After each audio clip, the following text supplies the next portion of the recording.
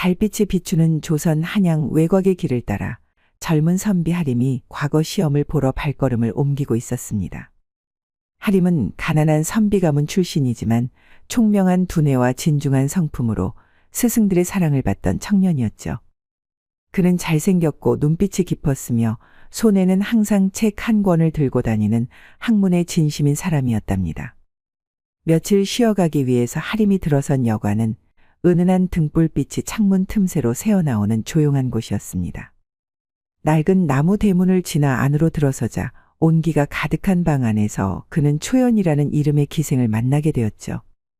초연은 일반적인 기생들과 달리 아름다운 얼굴과 말씨, 따뜻한 품성을 지닌 여인이었습니다. 그녀는 마치 깊은 연못처럼 고요하면서도 깊은 내면을 가진 사람이었죠. 그녀의 눈빛에는 슬픔이 깃들어 있었지만 그 위에 덮인 인정 많은 웃음이 여러 손님들에게도 인기를 얻게 만들었답니다. 우아하게 차를 따르는 초연의 손길이 하림의 시선을 사로잡았습니다. 초연의 하얀 손은 마치 봄날 피어나는 매화꽃처럼 섬세했고 그녀가 음식을 나를 때마다 은은한 향기가 주변에 퍼졌죠. 하림은 그녀와의 대화 속에서 기품을 느꼈습니다. 초연이 말할 때마다 그녀의 목소리는 마치 봄날의 시냇물처럼 맑고 깨끗하게 울려 퍼졌고 초연 역시 하림의 태도와 눈빛에서 예사롭지 않은 인연을 느꼈답니다. 보름달이 뜬 그날 밤 두 사람 사이에는 말로 설명할 수 없는 운명적인 끌림이 흐르고 있었죠. 공께서는 어느 고을에서 오셨사옵니까? 초연이 은은한 목소리로 물었습니다. 하림은 조용히 미소를 지으며 차 한 잔을 마신 후 대답하였습니다. 먼 남쪽 고을에서 과거를 보러 왔소이다. 이렇게 아름다운 인연을 만나니 여정의 피로가 씻은 듯이 사라지는 것 같소이다. 그의 말에는 진심이 담겨 있었고 초연을 바라보는 눈빛에는 깊은 감정이 서려 있었답니다.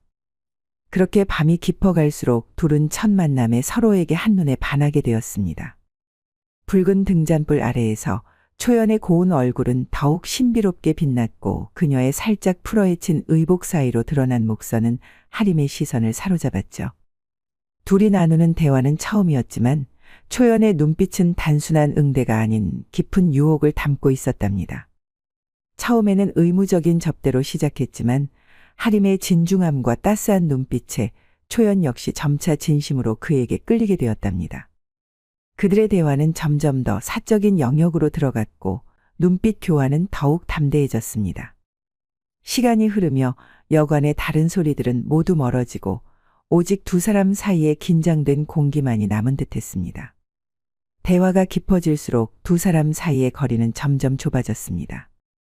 초연은 의도적으로 그에게 가까이 자리를 옮겼고 말을 건넬 때마다 하림의 귀에 입술을 가까이 했죠. 하림의 얼굴은 점차 붉어졌고 그의 호흡은 가빠졌습니다. 초연의 유혹에 점점 마음을 빼앗기는 자신을 느꼈지만 선비로서의 예의와 본분을 잊지 않으려 온갖 애를 썼답니다. 오늘 밤 저와 함께 하시겠사옵니까? 초연의 목소리는 조용했지만 단호했습니다. 그녀의 눈빛에는 단순한 기생의 일이 아닌 진정한 이끌림이 담겨 있었답니다. 하림은 잠시 망설였으나 초연의 눈빛에 이끌려 고개를 끄덕였습니다. 등불을 끄자 방 안은 달빛만이 스며드는 어둠에 잠겼죠. 그들의 사랑은 밤이 깊어갈수록 더욱 뜨거워졌고 마침내 함께 최고의 순간을 맞이했답니다. 사랑을 나눈 후 두 사람은 서로의 품에 안겨 깊은 잠에 빠져들었습니다. 마치 오래전부터 서로를 기다려온 운명처럼 그들의 몸과 마음은 완벽하게 어우러졌답니다. 둘이 사랑에 빠진 후로 며칠이 지났습니다. 하림과 초연은 여관의 작은 방에서 함께 지내며 서로의 마음을 나누는 시간을 보냈죠. 초연은 기생으로서의 일을 계속하면서도 짬짬이 하림을 찾아와 밤을 함께 보냈습니다. 그리고 하림은 과거 시험을 위한 공부를 이어갔답니다.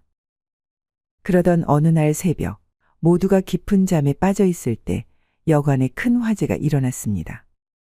부엌에서 시작된 불길은 바람을 타고 순식간에 여관 전체로 번져나갔죠. 불길이 치솟고 검은 연기가 여관을 가득 채우자 잠에서 깬 사람들은 다급히 여관 밖으로 달아났답니다. 초연도 다른 기생들과 함께 당황하면서 여관 밖으로 뛰쳐나왔습니다. 그녀는 바람에 흩날리는 머리카락을 손으로 쓸어 올리며 주변을 살폈죠. 사람들은 비명을 지르며 달아나고 여관 주인은 물을 깃기 위해 분주히 움직였습니다. 그때 초연은 문득 하림이 보이지 않는다는 사실을 깨달았답니다. 하림 도령께서는 어디 계시옵니까? 초연이 다급히 주변 사람들에게 물었지만 아무도 그를 보지 못했다고 하였습니다. 초연의 가슴이 철렁 내려앉았습니다. 하림이 여전히 방 안에 있다는 사실을 직감한 그녀는 잠시도 망설이지 않고 불길로 가득한 여관을 향해 달려갔죠. 주변 사람들이 그녀를 말리려 했지만 초연은 그 누구의 만류도 듣지 않았답니다. 하림 도령, 하림 도령. 초연은 손수건으로 입과 코를 가린 채 타오르는 불길 속으로 뛰어들었습니다. 여관 안은 검은 연기로 가득했고 나무 기둥들은 하나둘씩 무너져 내리고 있었죠. 초연은 눈을 찌르는 연기와 뜨거운 열기에도 불구하고 하림의 방을 향해 한 걸음 한 걸음 전진했답니다. 그녀의 마음에는 오직 하림을 구해야 한다는 생각뿐이었죠. 불길이 치솟는 여관 안으로 들어간 초연의 눈앞은 온통 검은 연기와 붉은 불길뿐이었습니다. 숨을 쉴 수조차 없는 상황 속에서도 초연은 오직 하림을 찾기 위해 앞으로 나아갔죠. 타오르는 나무 부스러기가 그녀의 피부에 떨어져도 초연은 아픔도 잊은 채 하림의 방을 향해 걸음을 재촉했답니다. 짙은 연기 속에서 초연은 바닥에 쓰러져 있는 하림의 모습을 발견하였습니다. 하림은 이미 연기에 질식하여 정신을 잃은 상태였죠. 초연은 즉시 그의 곁으로 달려가 어깨 아래로 팔을 넣어 그를 부축하였답니다. 하림 도령, 정신을 차리세요. 초연은 하림의 귀에 대고 외쳤지만 하림은 전혀 반응이 없었습니다. 복도는 이미 화염에 뒤덮여 있었습니다. 초연은 불길 사이를 뚫고 나가야 했죠. 발밑의 바닥은 뜨거웠고 머리 위로는 불타는 석가래가 떨어지고 있었습니다. 여관의 출구가 보이자 초연은 마지막 힘을 다해 뛰쳐나갔습니다. 그 순간 불타는 큰 기둥이 그녀의 머리 위로 떨어졌죠. 초연은 본능적으로 몸을 돌려 하림을 감쌌고 그 결과 기둥의 불길이 그녀의 얼굴을 덮쳤답니다. 고통을 참으며 초연은 겨우겨우 쓰러지듯 하림을 안고 여관 밖으로 나왔습니다. 이튿날 두 사람은 다행히 목숨을 건졌습니다. 그러나 불행히도 하림은 양쪽 눈가에 심한 열상을 입어 앞을 보지 못하게 되었습니다. 초연은 얼굴이 불길에 휩싸여 깊은 화상을 입었죠. 초연의 아름다웠던 얼굴은 크게 손상되어 피부가 일그러지고 바뀌어서 마치 불에 탄 귀신 같은 모습이 되어버렸답니다. 의원은 두 사람의 상태를 살펴보며 한숨을 내쉬었습니다. 초연은 오직 하림의 회복만을 빌며 묵묵히 눈물을 삼켰답니다. 여관에 난 불이 완전히 진압되고 며칠이 지났습니다. 여관 건물의 일부는 불에 타 무너졌지만 다행히 완전히 소실되지는 않아 일부 객실을 다시 사용할 수 있게 되었죠. 여관 주인은 잔존한 건물을 복구하며 영업을 재개하기 위해 분주히 움직였답니다. 그러던 어느 날 여관 주인은 의원에서 치료를 받고 있던 초연을 찾아갔습니다. 그는 초연이 하림을 구하기 위해 용감하게 불길 속으로 뛰어든 것을 알고 있었고 그녀의 행동에 감사함을 표하였죠. 하지만 그의 표정은 어딘가 무거웠답니다. 초연은 이미 그가 무슨 말을 하려는지 짐작하고 있었죠. 의원에서 치료를 받는 동안 그녀는 거울에 비친 자신의 얼굴을 보았고 그 모습에 깊은 슬픔을 느꼈답니다. 한때는 아름다웠던 그녀의 얼굴은 이제 화상으로 인해 일그러지고 붉게 변색되어 있었습니다. 여관 주인은 초연의 사정이 딱하기는 하였으나 화상으로 인해 너무나도 흉측해진 그녀의 얼굴을 보고는 깊은 한숨을 내쉬었죠. 그녀는 더 이상 초연이 기생으로서 일을 할 수 없을 것이라 판단하였고 결국 그녀를 여관에서 내쫓고 말았습니다.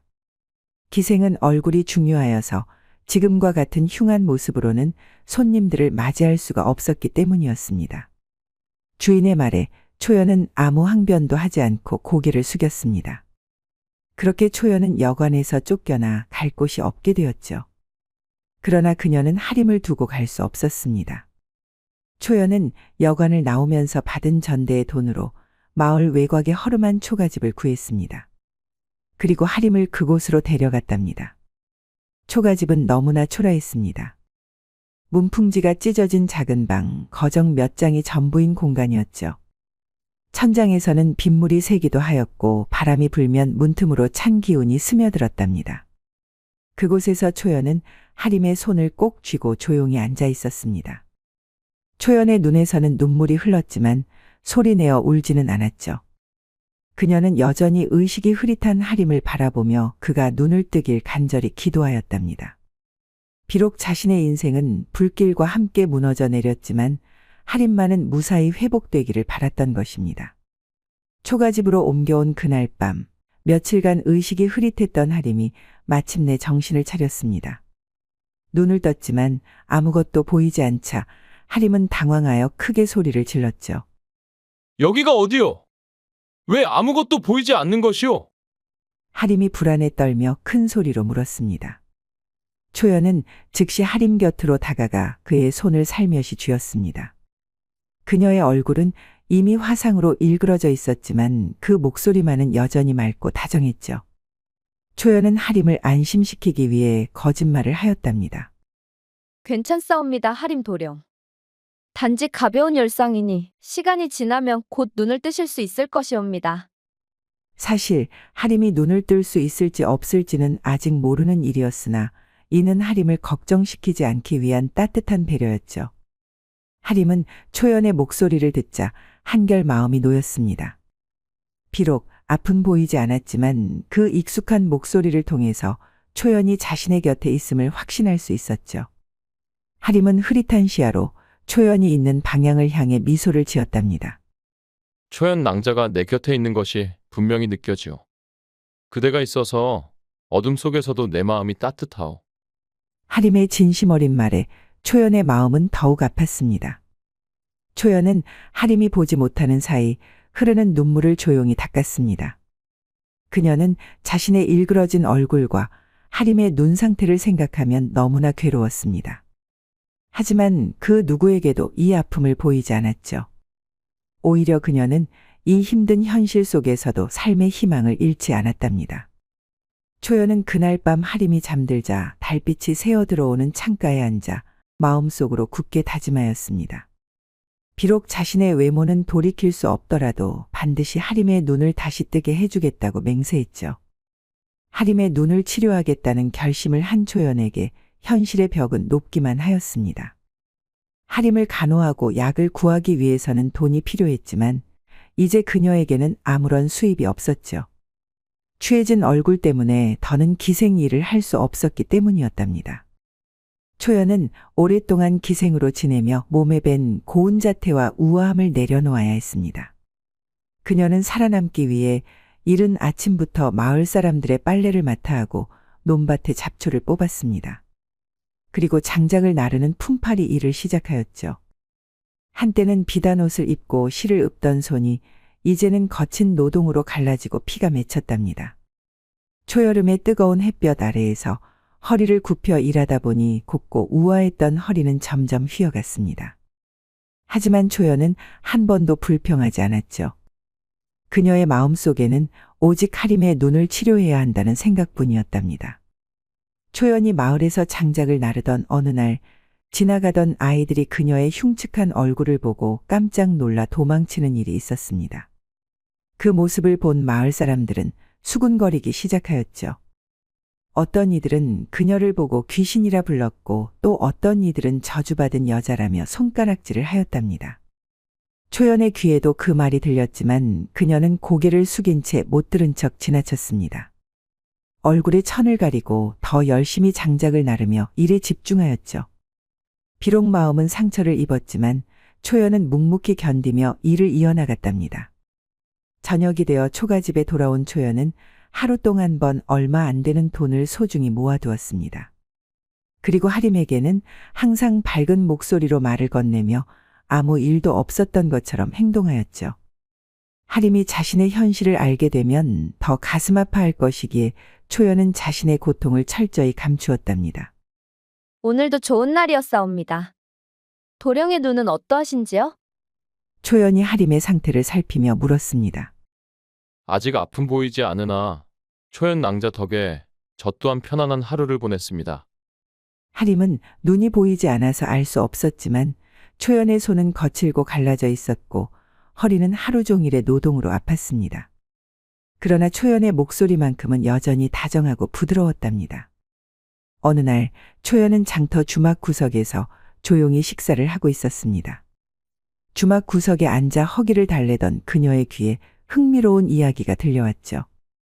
몇몇 장돌뱅이들이 모여 나누는 대화 속에서 마을 뒤편에 있는 험한 산 기슭 절벽에서 자라는 신비한 약초에 관한 내용이었답니다. 그들은 그 약초가 눈먼 사람들의 눈까지도 뜨게 할 수 있는 진귀한 것이라고 이야기하였습니다. 다만 약초가 자라는 곳이 매우 위험한 절벽이어서 쉽게 채취할 수 없다고도 하였죠. 초연은 이 이야기를 듣자 가슴이 두근거리기 시작하였답니다. 초연은 조심스럽게 장돌뱅이들에게 다가가 약초에 대한 더 자세한 정보를 물었습니다. 초연은 그들이 말한 절벽의 위치와 약초의 생김새를 모두 기억해 두었습니다. 그리고 다음 날 새벽 하림에게 일을 하러 간다고 말하고 산으로 향했죠. 여러 시간 걸어서 마침내 도착한 절벽은 상상했던 것보다 훨씬 더 가파르고 위험해 보였습니다. 절벽 중턱에는 푸른 잎과 보랏빛 꽃을 가진 희귀한 약초들이 자라고 있었죠. 초연은 잠시 망설였지만 하림의 눈을 생각하며 용기를 내어 절벽을 오르기 시작하였답니다. 돌뿌리에 미끄러지고 날카로운 바위에 손이 찢기면서도 그녀는 한 발짝씩 절벽을 올라갔습니다. 마침내 약초가 있는 곳에 도달한 초연은 조심스럽게 약초를 뿌리째 캐었죠. 그 과정에서 바위가 무너져 그녀는 여러 번 위험한 상황을 맞았습니다. 하지만 목숨을 걸고 끝내 약초를 손에 넣었답니다. 상처에 흐르는 피와 온몸의 통증도 아랑곳하지 않고 초연은 하림을 위해 약초를 품에 안고 산을 내려왔습니다. 그녀의 얼굴은 상처와 먼지로 더 흉측해졌지만 그 눈빛만큼은 희망으로 가득 차 있었답니다. 그녀는 소중히 품에 안고 온 약초를 조심스럽게 꺼내어 작은 나무 그릇에 담았죠. 하림은 초연이 돌아온 기척을 느끼고 반갑게 그녀를 맞이하였답니다. 오늘은 어디에 다녀오셨나요? 하림이 초연의 방향을 향해 물었습니다. 그게 그냥 평소 하던 일을 하고 왔습니다. 초연은 가볍게 둘러대며 서둘러 약초를 준비하기 시작하였습니다. 그녀는 작은 절구에 약초를 넣고 정성스럽게 빻기 시작하였죠. 약초의 싱그러운 향기가 초가 집안에 퍼지면서 초연의 마음에는 기대와 두려움이 교차하였답니다. 약초가 충분히 곱게 빻아지자 초연은 깨끗한 물을 조금 넣어 약즙을 만들었습니다. 그녀는 깨끗한 천 조각을 찢어 약즙에 적신 후 하림의 눈가에 조심스럽게 발랐죠. 이 약은 쓰리실 수 있사오나 조금 참아주십시오. 초연이 다정하게 말하며 약을 발랐습니다. 하림의 눈에 약즙을 바르는 동안 초연의 마음은 복잡한 생각으로 가득 찼습니다. 그녀는 약초가 효과가 있어 하림의 눈이 다시 뜨이기를 간절히 바랐죠. 하지만 동시에 그가 시력을 되찾았을 때 자신의 흉측해진 얼굴을 보게 될 순간을 생각하니 가슴이 미어지는 듯했답니다. 이 약초로 인해 하림 도령의 눈이 다시 뜬다면 나는 계속 이 사람의 곁에 있을 수 있을까? 초연은 마음속으로 생각하였습니다. 추해진 내 얼굴을 보면 하림 도령은 어떻게 생각하실까? 그녀의 눈에서는 눈물이 맺혔지만 하림이 알아채지 못하도록 재빨리 닦아냈죠. 약을 다 바른 초연은 하림의 눈을 깨끗한 천으로 감싸주었습니다. 그리고 며칠간은 천을 풀지 말고 깜깜한 곳에서 쉬어야 한다고 일렀죠. 하림은 고개를 끄덕이며 초연의 말을 따랐답니다. 약초를 바르기 시작한 지 열흘이 지난 어느 날 오후 하림은 이전과 다른 느낌을 받았습니다. 눈을 감싸고 있던 천을 조심스럽게 풀어보니 그의 눈앞에 흐릿하게나마 방 안의 모습이 들어왔죠. 하림은 자신의 손가락을 들어보며 시력이 돌아오고 있음을 확인하였답니다. 창문으로 들어오는 햇살, 방 안의 가구들, 모든 것이 점점 또렷하게 보였습니다. 하림은 기쁨을 참지 못하고 벌떡 일어났죠. 그는 드디어 세상을 다시 볼 수 있게 된 것이었답니다. 초연 낭자, 어디 계시오? 내 눈이 다시 보여. 하림은 기쁨에 넘쳐 초연을 찾아 소리쳤습니다. 방 안의 초연의 모습은 보이지 않았습니다. 하림은 그녀를 찾기 위해 마당으로 나갔죠. 마침 우물가에서 물을 깃고 있던 초연의 뒷모습이 보였답니다. 하림은 반가운 마음에 그녀에게 다가갔죠.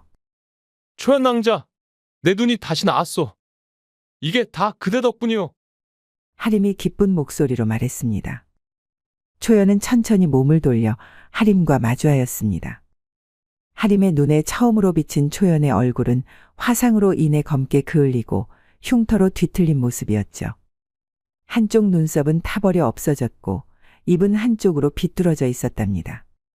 하림의 눈이 점점 커지는 것을 본 초연은 고개를 숙였습니다. 그녀의 마음속에는 오랫동안 두려워하던 순간이 마침내 찾아왔다는 절망감으로 가득 찼답니다. 하림의 눈에 비친 여인의 모습은 그가 기억하던 초연의 모습과는 너무나도 달랐습니다. 그는 깜짝 놀라 자기도 모르게 뒷걸음질을 쳤죠. 그의 얼굴에는 믿을 수 없다는 표정이 역력하였답니다. 누구시오? 하림은 혼란스러운 눈빛으로 여인을 바라보며 무의식적으로 소리쳤습니다. 그 말을 들은 초연의 가슴은 찢어지는 듯했습니다. 자신을 알아보지 못한다는 것을 바로 알아챘죠. 초연은 고개를 숙인 채 떨리는 목소리로 대답하였답니다. 초연이옵니다, 도령님. 슬픔이 묻어나는 그녀의 목소리는 마치 바람에 흔들리는 낙엽과도 같았습니다. 초연이라는 이름을 듣자 하림의 눈이 더욱 커졌습니다.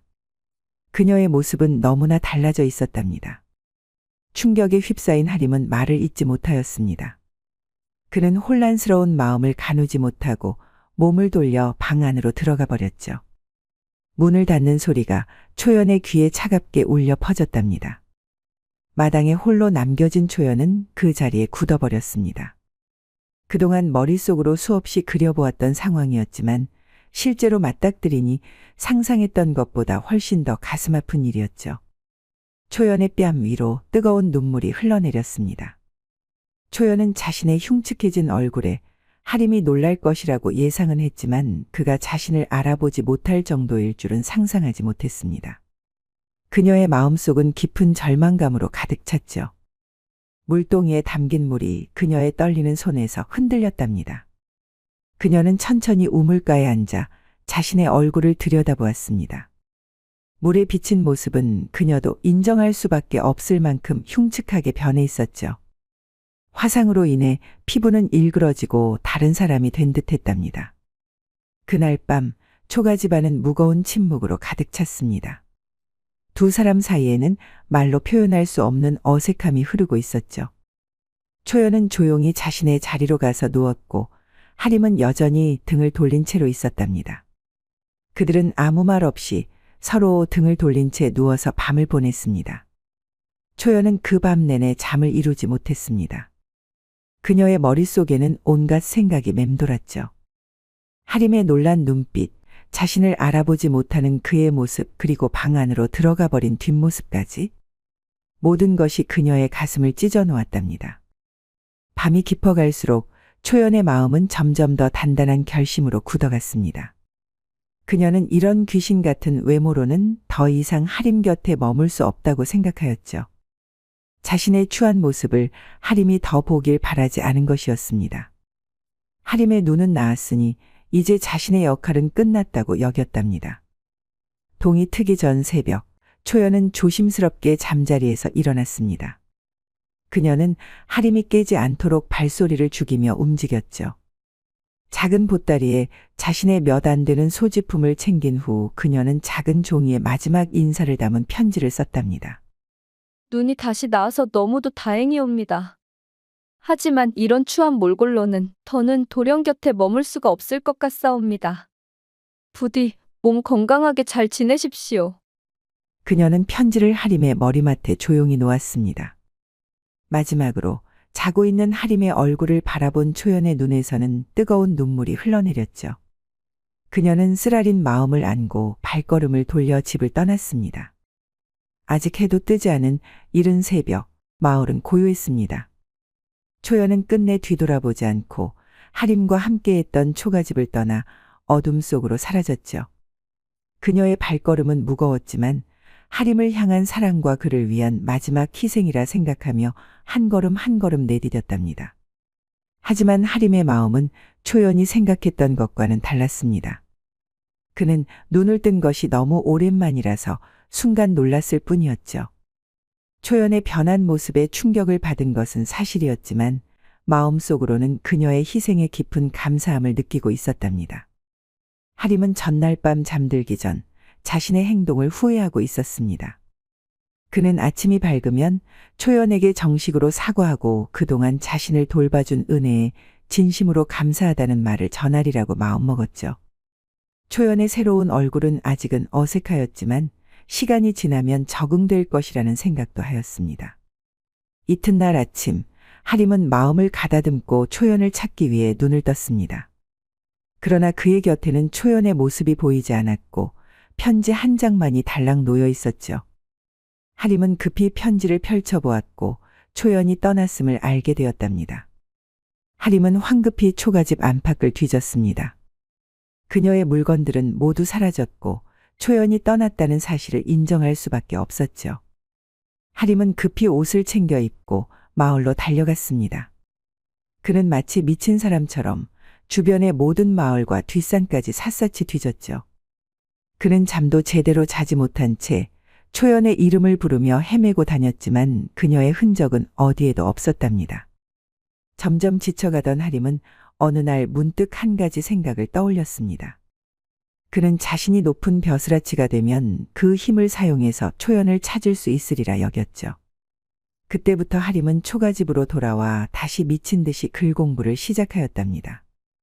그는 밤낮을 가리지 않고 책을 읽었습니다. 오직 초연을 찾기 위한 일념으로 과거 시험을 준비하였죠. 하림의 눈빛에는 결연한 의지가 담겨 있었습니다. 그는 반드시 초연을 찾아내어 그날의 실수를 사과하고 진심을 전하리라 다짐했답니다. 하림의 끈질긴 노력은 마침내 결실을 맺었습니다. 밤낮으로 학문에 정진한 지 2년이 지난 후 그는 드디어 과거 시험에 당당히 합격하였죠. 과거에 합격한 하림은 처음에는 조정에서 낮은 직책을 맡게 되었습니다. 그는 주어진 일에 최선을 다하며 성실하게 임무를 수행하였죠. 하림의 근면함과 총명함은 상관들의 눈에 들어 얼마 지나지 않아 승진하게 되었답니다. 하지만 하림의 마음속에는 여전히 초연을 찾아야 한다는 일념이 가득했습니다. 그는 자신의 지위가 높아질수록 초연을 찾을 가능성도 커진다고 생각하였죠. 그러던 중 어느 날 그에게 암행어사 자리가 제안되었을 때 하림은 망설임 없이 자원하였답니다. 암행어사는 임금의 눈과 귀가 되어 전국 방방곡곡을 돌아다니며 민심을 살피고 부정을 적발하는 중요한 직책이었습니다. 그러나 험한 길을 홀로 다녀야 하고 위험도 많은 자리였기에 대개는 꺼리는 자리였죠. 하지만 하림에게는 이 직책이야말로 초연을 찾을 수 있는 절호의 기회였답니다. 하림은 자신이 직접 나서서 무슨 일이 있어도 초연을 찾아내고자 한 것이었습니다. 이렇게 하림은 암행어사의 직책을 맡게 되었답니다. 하림은 암행어사의 임무를 충실히 수행하면서도 여러 고을을 다니며 초연의 행방을 찾으려고 애를 썼습니다. 그는 밤마다 초연의 모습을 그리며 언젠가는 반드시 그녀를 찾아내리라 다짐하였죠. 비록 그녀의 얼굴은 변했을지라도 하림의 마음속에는 초연의 진정한 아름다움이 깊이 새겨져 있었답니다. 암행어사의 복장을 한 하림은 전국 각지를 누볐습니다. 그는 암행어사의 임무도 충실히 수행하면서 한편으로는 주막이나 객사에 머물며 그 고을 사람들에게 초연의 행방을 물었답니다. 얼굴에 심각한 화상을 입어서 흉측해진 여인을 본 적이 있으십니까? 하림은 만나는 사람마다 이렇게 물었습니다. 석 달 남짓한 시간 동안 하림은 수십 개의 마을을 돌아다녔습니다. 어떤 곳에서는 비슷한 여인을 보았다는 이야기를 듣고 찾아가 보았지만 모두 초연이 아니었죠. 실망은 컸지만 하림은 포기하지 않고 계속해서 수소문하였답니다.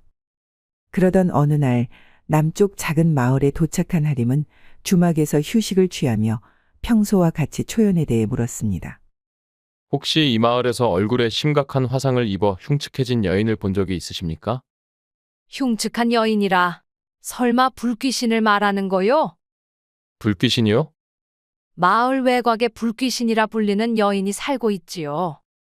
얼굴이 불에 타 흉측해져 많은 사람들이 무서워하는 여인입니다. 어떤 심보 고얀 놈들이 불귀신이라고 놀렸는데 어느 순간부터는 다들 그 여자를 불귀신이라 부르고 있지요. 하림의 심장은 빠르게 뛰기 시작했습니다. 그 불귀신이라는 여자는 정확히 어떻게 생겼습니까? 그 여인은 키가 크고 생긴 거와 다르게 말투가 고왔지요. 화상으로 얼굴은 심하게 일그러졌어도 눈매만큼은 참 따뜻한 사람이었어요. 그 말을 들은 하림은 가슴이 뛰었습니다.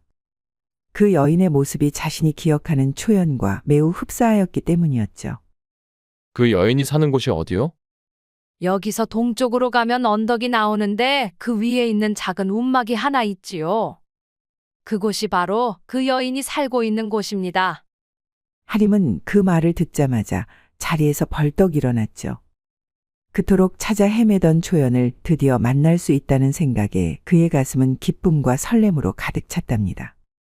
하림은 주모가 알려준 마을 동쪽 언덕 위의 움막을 향해 발걸음을 재촉하였습니다.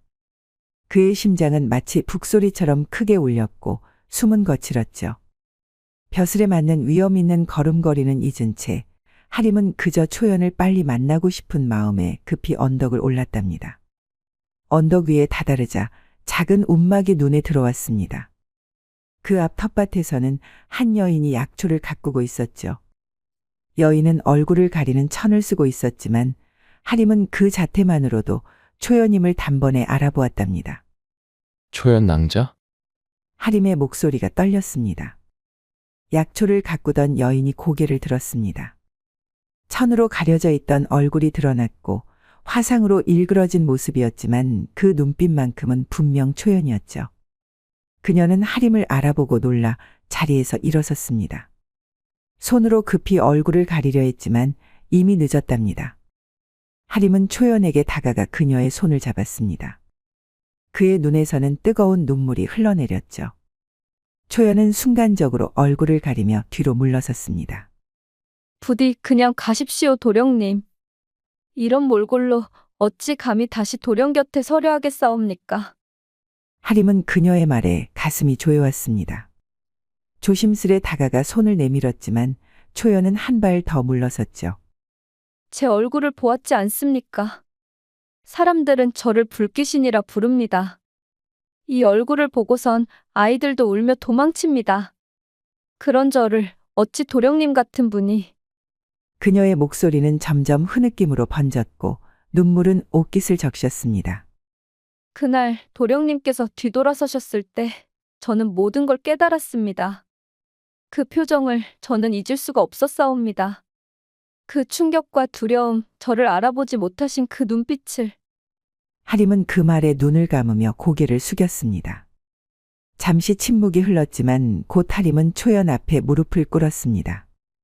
눈물로 젖은 음성으로 말을 이었습니다.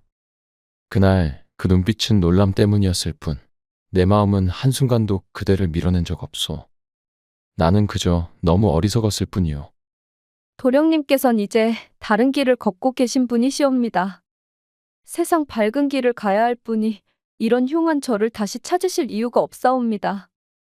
그 마음만으로도 이미 저는 과분하옵니다. 저 같은 여인이 감히 곁에 설 자격이 없사옵니다. 하림은 고개를 천천히 들었습니다. 눈가에는 눈물이 맺혀 있었고 그 눈빛엔 진심이 담겨 있었죠. 초연 낭자, 그대가 어찌 자격이 없단 말이오. 그대는 목숨을 바쳐 날 구했고 눈먼 나를 위해 세상 모든 고통을 감내했소. 이 세상 누구보다도 귀하고 고운 사람이 그대요. 초연은 손으로 입을 가린 채 흐느꼈습니다. 하림은 그의 손을 붙잡아 가슴 가까이 가져갔죠. 나는 지금 그대에게 정식으로 청하오. 저와 평생을 함께하여 주시오. 벼슬이 무슨 소용이오. 그대 없는 자리는 늘 허전했소이다. 그대 없이는 나 역시 온전할 수 없소. 정말 제 곁에 남으시겠사옵니까? 이 흉한 얼굴을 매일 마주하며 살아도 후회하지 않으시겠습니까? 매일 보게 되면 그 얼굴이 얼마나 아름다운지 더 깊이 느끼게 될 것이오. 그대의 상처는 그대의 용기요. 그대의 흔적은 그대의 사랑이요. 내가 지키고 싶은 건 바로 그런 그대요. 초연은 말없이 하림의 품에 안겼습니다.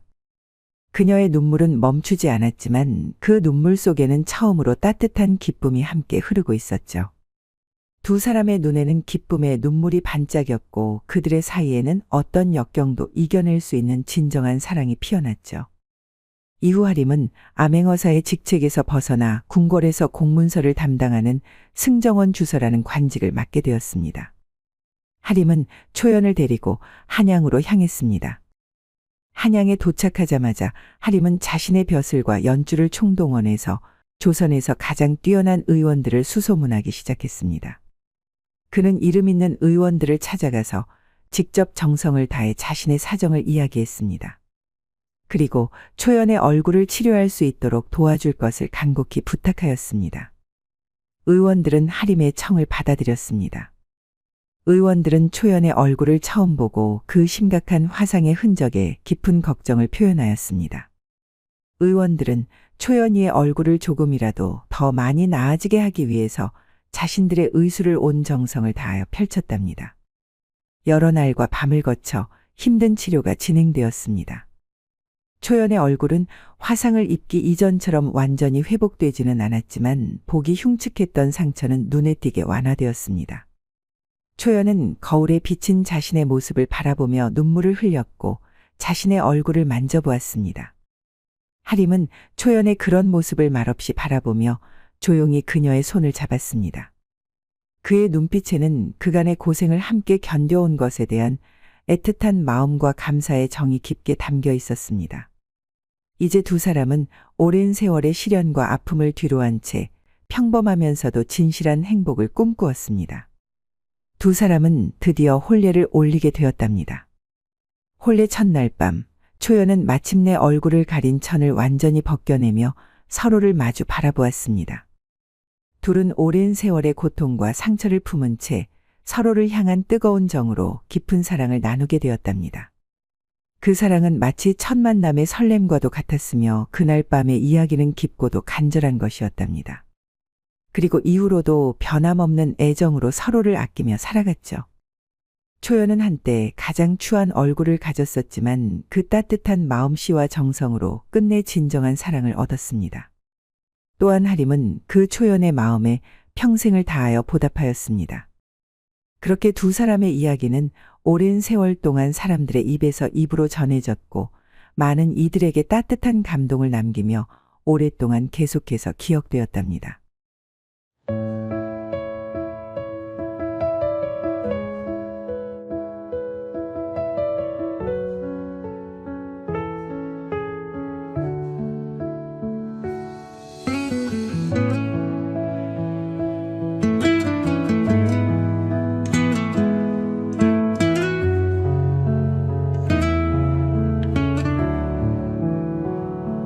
조용히 불어오던 그날의 바람결 그대 떠난 뒷모습을 아직도 난 기억하죠. 말없이 돌아서던 그대의 발끝에 내 마음은 그 자리에 멈춰버렸네요. 낙엽이 지고 또 피어나는 계절마다 나는 그댈 기다리는 법을 배웠죠. 밤하늘 별빛 속에 이름을 새기면 어디선가 그댄 내게 답해줄까 봐. 왜 내 맘 몰라요? 그댄 알지 못하나요? 그대 향한 마음 아직 그대로인데 소리내 울지 못하고 웃으며 보내지만 하루에도 몇 번씩 그댈 부르네요.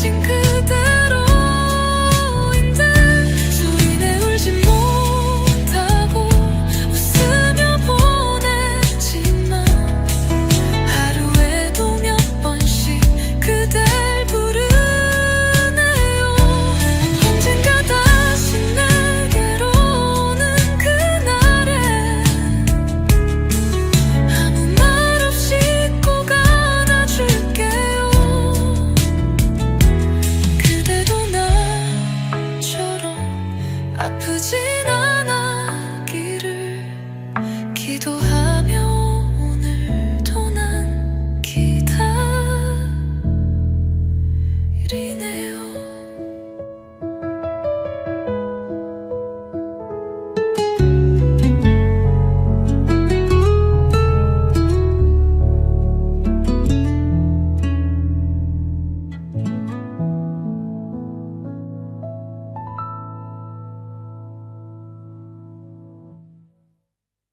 야다마 씨의 다음 이야기를 빠르게 시청하시려면 동그라미를 클릭하여 구독을 눌러주세요. 감사합니다.